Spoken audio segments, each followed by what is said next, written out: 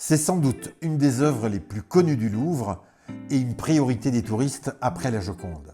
La Grande Odalisque est une œuvre singulière à bien des égards et surtout elle cache quelques petits secrets. Je suis certain que vous connaissez la Grande Odalisque, qui est l'œuvre d'un artiste singulier, Jean-Auguste Dominique Ingres, qui est né à Montauban. C'était un monsieur plutôt bougon, figure emblématique du mouvement des néoclassiques et qui regardait avec dédain les représentants du mouvement romantique qui commençait à prendre son essor au XIXe siècle. Ce qui est frappant lorsqu'on observe son œuvre, c'est que si Ingres savait peindre, il semblait avoir de sérieuses lacunes sur la connaissance de l'anatomie humaine.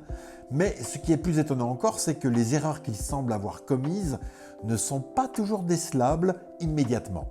Passons en revue les détails de la Grande Odalisque. Regardez à quel point ce pied est difforme. Il ressemble à un coude. L'autre pied semble n'avoir que 4 orteils. Alors vous allez me dire, oui, mais le 5e est dans l'ombre. Et je vous dirai non, le 4e est exactement l'endroit où devrait se trouver le 5e. Maintenant, regardez sa jambe gauche et prolongez la ligne de sa cuisse. Elle arrive au nombril. Une anecdote connue sur la Grande Odalisque, c'est que Ingres lui aurait ajouté 3 vertèbres. Alors moi, je ne sais pas comment on les compte, surtout qu'on ne les voit absolument pas. Mais une chose est sûre, sa pose est hautement improbable. Mais c'est pas fini. Regardez sous son bras. Elle a un sein placé sous l'aisselle. Je ne connais aucune femme faite comme ça. En remontant plus haut, ses trapèzes ne vous choquent pas?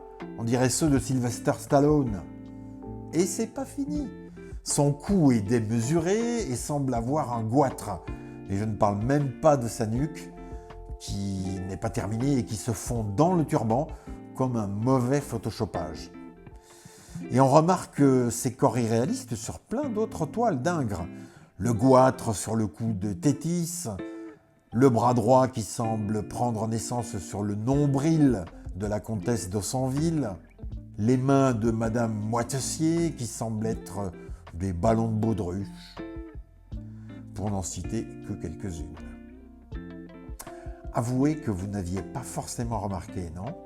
Alors, malgré ces détails invraisemblables, qui sont faux, lorsqu'on prend de la distance, l'image d'ensemble prend souvent une grâce incontestable qui fait qu'on se dit que Ingres était peut-être finalement un sacré artiste.